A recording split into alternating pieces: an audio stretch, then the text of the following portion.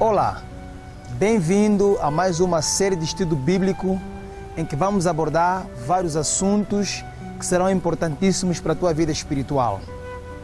Existe um texto na Bíblia que tem trazido muita polêmica no mundo evangélico e esse texto encontra-se no livro de Deuteronômio, capítulo 6, versículos 4.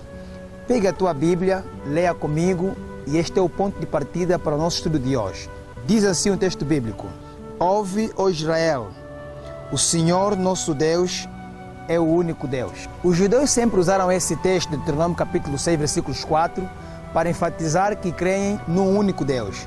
Hoje, vamos analisar como o adjetivo hebraico Echad foi usado por Moisés nas Escrituras. Existe um verbo hebraico, Shema, que os cristãos usam para se referir à unidade da divindade.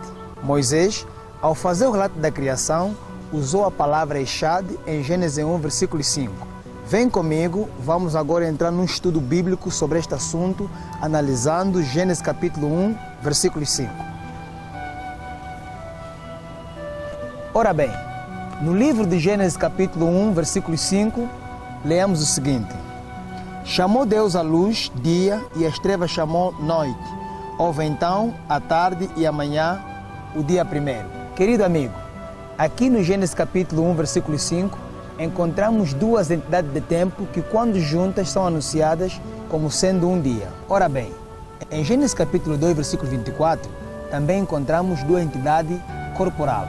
Leia comigo Gênesis 2, versículo 24, que diz assim: Por esse motivo é que o homem deixará a guarda de seu pai e de sua mãe para se unir à sua mulher, e eles se tornarão numa só Echad, carne ou pessoa. Nesse texto, estamos vendo o homem sendo declarado como uma unidade, Echad, quando na verdade são duas pessoas distintas. E, no entanto, são separadas que formam uma unidade. Talvez você pergunte, em que sentido o homem e a mulher são chamados de unidade?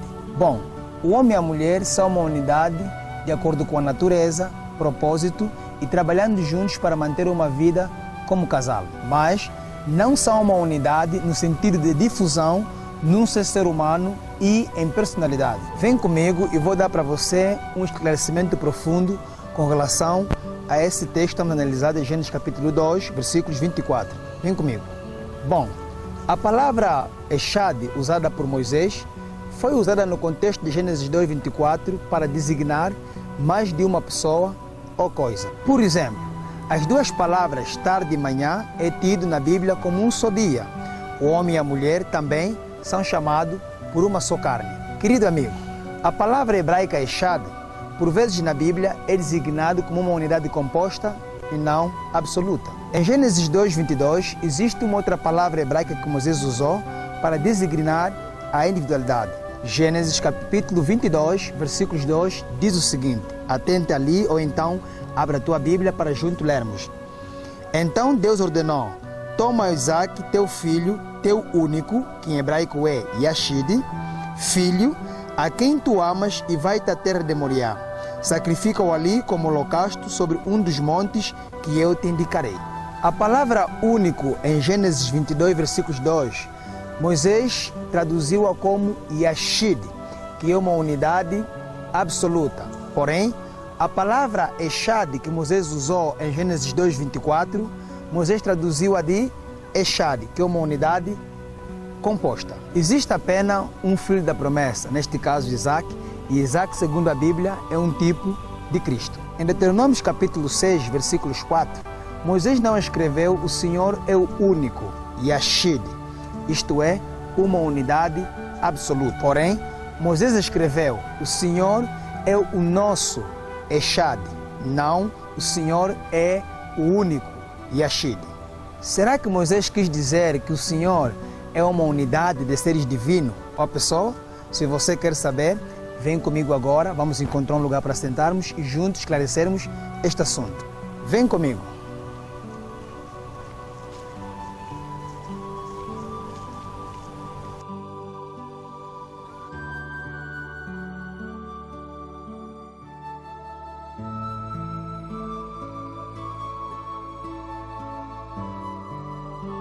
Existe um livro escrito por um judeu, rabino chamado Moisés ben Maimon. E neste livro encontramos a seguinte citação. Leia comigo. A citação diz o seguinte: creio com perfeita fé que o Criador, bendito seja seu nome, é uma unidade, Echad, e que não há nenhuma unidade, Echad, semelhante a dele, e que ele só é o nosso Deus, que era e o que há de ser. Ouve, ó Israel, Elohim é um, e esses três são um. O rabino Moisés ben Maimon afirmou na sua literatura que esses três são um. A pergunta que surge é: como é possível três sendo um? Querido amigo, querida amiga, os três modos, todavia, formam uma unidade, Echad. Se a palavra hebraica Echad sugere unidade de pessoas divinas, é lógico que a Bíblia vai nos fornecer evidências da pluralidade de Deus ou da divindade. Vamos começar? Então vem comigo. Agora a Bíblia vai falar e mostrar que Deus é um Deus mais do que um ser, isto é, pluralidade. Vem comigo. Ora bem, agora vamos entrar num estudo mais profundo sobre esse assunto da pluralidade de Deus. Abra comigo a tua Bíblia no livro de Gênesis, no capítulo 1, versículo 1, e eu leio o seguinte: no princípio criou Deus, Elohim, os céus e a terra. Quando Moisés escreveu esse versículo, Moisés introduziu a palavra Elohim. Em hebraico, Elohim é a forma plural de Eloá. Bom, caso Deus fosse apenas uma só pessoa ou uma unidade absoluta, Moisés teria escrito assim. Leia comigo. No princípio, criou Deus, Javé, ou Eloá, os céus e a terra. Querido amigo, o termo Javé ou Eloá está no singular e refere-se a uma unidade absoluta e não composta. Se você reparar, em Gênesis 1, versículo 1, diz assim: no princípio criou Deus os céus e a terra. Esta palavra, no princípio criou Deus, em hebraico é Bereshit bara. Logo, Moisés escreveu Elohim bara.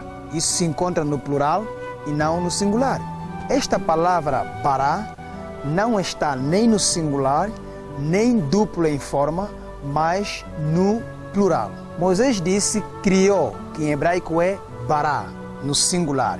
Nem no singular, nem duplo em forma, mas no plural. A pergunta é, ou seja, talvez você pergunta, implicaria essa forma plural numa divindade consistente em uma só pessoa divina na criação do mundo? Ora bem, o rei Salomão nos esclarece esta pergunta, ou seja, o rei Salomão responde a esta pergunta.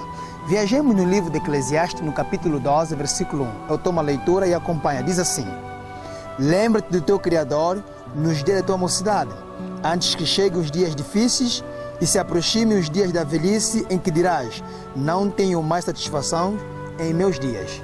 Querido amigo, no hebraico, esse texto de Eclesiastes capítulo 12, versículos 1, está no plural e não no singular.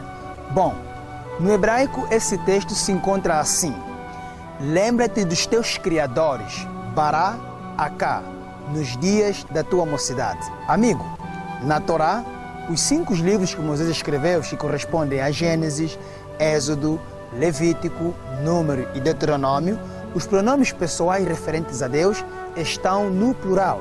Desta feita, foram usados no contexto para implicar mais de uma pessoa da divindade. Bom, eu vou provar isto abrindo o livro de Gênesis capítulo 1, versículo 26. Leia comigo agora. Então Deus determinou: façamos o ser humano à nossa imagem, de acordo com a nossa semelhança. Dominai eles sobre os peixes do mar, sobre as aves do céu, sobre os grandes animais e todas as folhas da terra, e sobre todos os pequenos seres viventes que se movem rentamente ao chão. O outro texto encontramos no livro de Gênesis 3, versículos 22, e diz assim: então declarou Deus: eis que agora o ser humano tornou-se como um de nós, conhecendo o bem e o mal. Não devemos permitir que ele também estenda a sua mão e tome do fruto da árvore da vida, e comendo possa viver para sempre. Agora, vamos em Gênesis capítulo 11, versículo 7. Também encontramos um texto que enfatiza a pluralidade da divindade.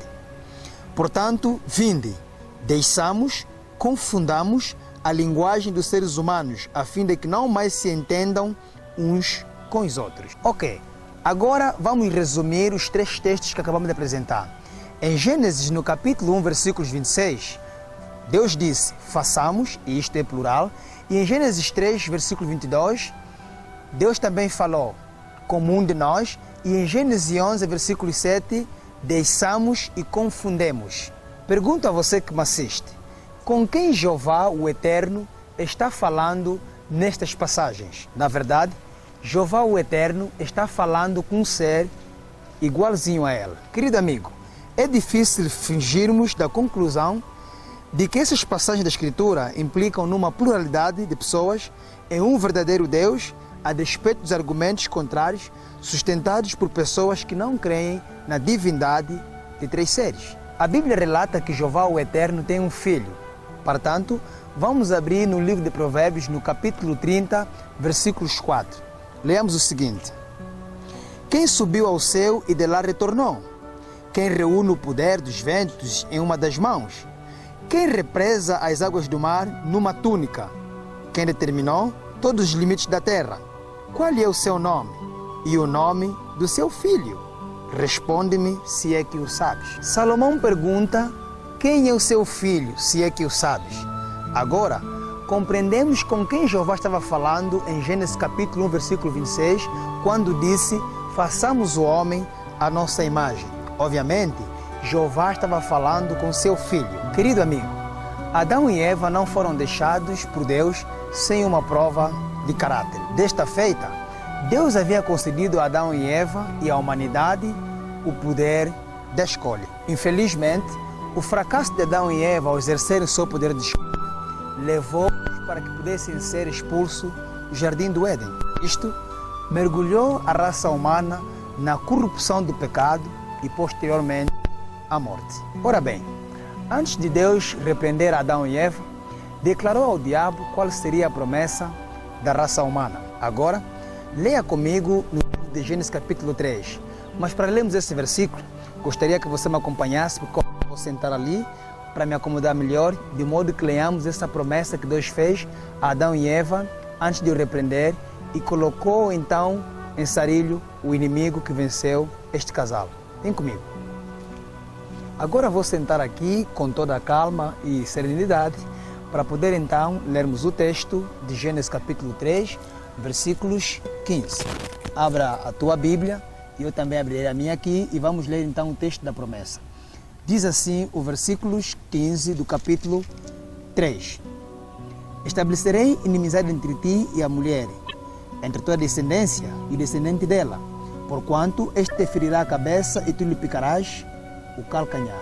Querido amigo, neste texto de Gênesis capítulo 3, versículos 15, está descrito a promessa que Deus fez ao Pai de que viria um Redentor que livraria a raça humana do jugo, do pecado e da morte que o diabo causou no princípio. Este Redentor só poderia ser um ser divino e não uma criatura. Portanto, este ser divino não é mais senão Jesus Cristo, o unigênito Filho de Deus, aquele que no princípio esteve com o Pai, na qual lemos em Gênesis 1, 26, quando o Pai afirmou, façamos o homem à nossa imagem, conforme a nossa semelhança. Sem dúvida alguma, eu tenho a certeza que você entendeu a mensagem que foi passada para você. Ouve, ó Israel, o Senhor nosso Deus é o único, Echad, e não Yashid. Significa dizer que Deus é uma divindade composta e não absoluta. Existem mesmo 3 seres, o Pai, o Filho e o Espírito Santo. E entre os 3 seres, um se tornou homem e veio habitar conosco, de acordo com João 1, versículos 14.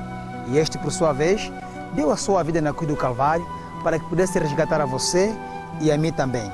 Está você disposto a abrir o teu coração para aceitar Jesus Cristo como teu Salvador?